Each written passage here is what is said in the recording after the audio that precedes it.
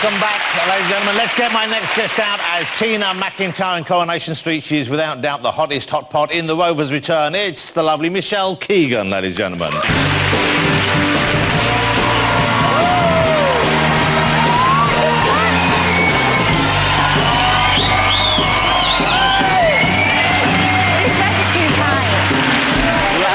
course. How lovely to meet you. Thank you. But come on, come and sit down. Come and sit down and enjoy the orange couch. I know, it's very orange. Hey. Well, you're quite orange yourself as well, of course. I knew you were going to say that. You get kind of given quite a hard time about but you're... I do get the orange comments, yeah, I do, quite a lot of the time. And is it applied or is it it's a natural hue? No, it's actually natural, yeah. It's my natural skin tone. I do get called a lot orange, which is nice. But what a lovely skin colour to have. Congratulations on that. What is the sort of family lineage that would give you such a lovely fake tan colour? Fake tan skin. My grandma's Spanish. So you've got some Spanish blood in you? Yes. There you go. Well, that's lovely. Hey, well, congratulations on Coronation Street. And what a great part you have there, Tina McIntyre. And I know the storyline, it's the next few weeks, it's really going to kick off, isn't it? Yes. In a big way. Yeah, we have an exclusive clip we're going to show you in a few minutes, which is really quite dramatic. But you've been doing the 6 years now you've been with Coronation Street? Yeah, 6 years. It feels like a year. It's gone so quick. And this was your first real acting role, wasn't it? Yeah, it's my first ever job on TV. Wow. And it's my first, well, actually, my second audition. And I got the job. I was very, very lucky. What was the first audition? It was for Hollyoaks. Wow. But I went there and it was for a black woman. So I had no chance. So your mum must have been thrilled. Your mum and dad must have been so excited when they found out you were going to be in Coronation Street. Well, to be fair, I didn't tell them about the audition. I just went. I was working in Selfridges at the time. So you were working in Selfridges. Had you had other jobs before then? I mean, I guess they were just pleased that you were out there working, weren't they? I mean, they must have been proud of you anyway, I guess. Yeah, I went college and I was really confused of what I wanted to do after I left college. So I started going, well, I worked in Selfridges and then I had... well, I worked in Manchester Airport for a bit. OK, so what did you do in the airport? I checked people in and checked the flight in and stuff. And were you good at that job? No. Because that's a pretty responsible job. I mean, you have to be on the ball when you're doing that. Yeah.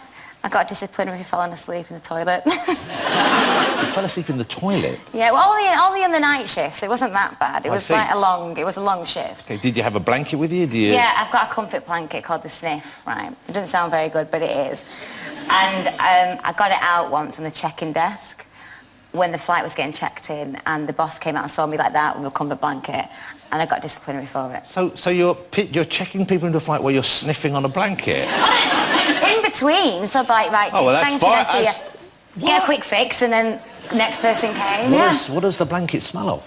It's like bits of like spit and dirt and stuff. It's not very nice, but it is. OK, so you're leaving Coronation Street. Here's the thing, and you've already announced this, but there's this big storyline at the moment, and Tina's having a very, very complicated... She's had a number of relationships, and it's been quite I don't know how many people are big Corrie fans here, but if I'm right, she's had a relationship with David Platt, Jason Grimshaw on the show, Matt Carter, Tommy Duckworth. Wow. Okay? She currently works at The Rover's Return, of course, but she's also childminding for Simon Barlow, if I'm correct. Yes. Simon Barlow's parents are Lucy Richards and Peter Barlow, but unfortunately Lucy died, didn't she? She did, okay, she's no. So Tina became a surrogate mother for Izzy Armstrong and Gary Windus because her then boyfriend Tommy needed the money. Yeah. She then gave birth to baby Jake, who refused to give it to Izzy and Gary, and renamed the baby Joe. Joe. Okay, she then felt guilty and was afraid to hand the baby over. Tina became enemies after Tracy Barlow ripped off Tina's friend Dennis Tanner, who pawned his wife Rita Sullivan's engagement ring when he was struggling for cash. Rita was kidnapped on her wedding day by Rick Nolan, but Tina helped get Rita back by handing Rick back the drugs she'd hidden to protect Tommy. Tina's relationship with Graham ended after she suggested that he marry her friend Zin Chang, which sounds like I'm making it up, but I'm really not, to get her a visa, and then they fell in love, and Peter's now engaged to Carla. He's developed feelings for Tina. We're currently waiting to see if he marries Carla or goes off with Tina. So what else is happening in Coronation Street? How do you keep that up in your head? You know what? I can't even remember being with half that. I can't even remember working with it. It happened so quick, and you work with so many characters on the street that you do actually forget. Yeah. But the storyline that's going at the moment is this whole thing, you babysitting this couple, and you and Peter, there's kind of a connection, connection there. But he's a lot older than her. He wouldn't like that. Chris wouldn't like that. He's not a lot older. He's I'd say slightly older. He looks a lot older. OK, well, we've got this clip. You can judge for yourselves. This is quite a way off. They've given us a real kind of like sort of an exclusive, yeah, because it's like 10 days off. This is a week on Wednesday, I think this is going to, and you'll see this is where it's all going to kick off. That's all kicking off. That's an exclusive. Wow. That's raunchy. That is raunchy.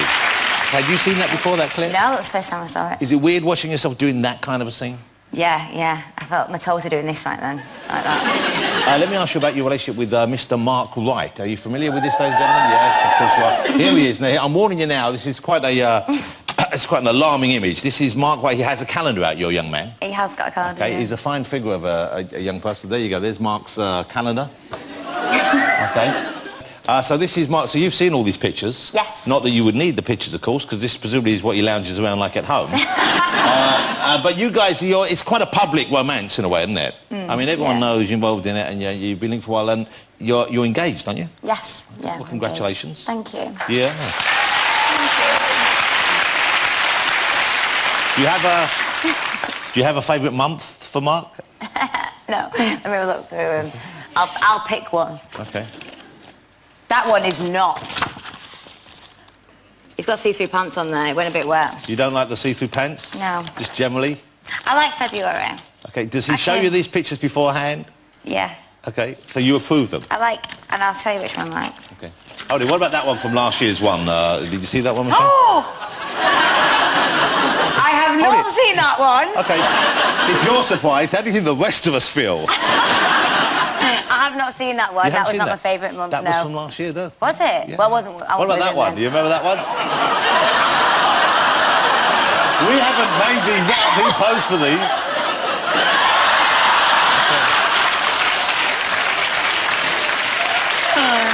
Oh, no! Now my toes are doing that. Yeah. You know, one of the things I like is, I don't know if you follow Michelle on Twitter, but there's Mark and Michelle often put pictures of themselves up on Twitter. And lots of selfies. You take selfies of yourselves to get... Well, that's why it's a selfie, but... and there's a lot of couple shots. Let's have a look at a couple of pictures, because some people say, oh, look, it's very nice... I think it's very nice to see a couple in love. You're clearly in love. No, okay? what? But you... No. See there? And these are nice pictures. Oh, yeah. Who's holding the camera there? Is that you holding the camera there? Yeah. OK, that's cool. Let's have a look at another one. There we go. That's nice. I think that's nice. OK. Who's holding the camera? Oh, you're holding the camera again, that one?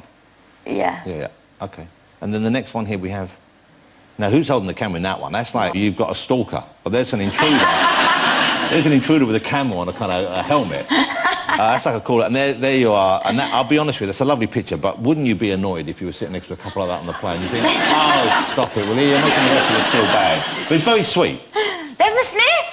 There's my sniff, that yellow thing there. Is that the yellow comfort blanket. Wow. That's it. Okay. See? I'd like to see the sniff make an appearance in Mark's next calendar. You could just be wearing that instead of the trunks. It could be a scratch and sniff calendar. There you go.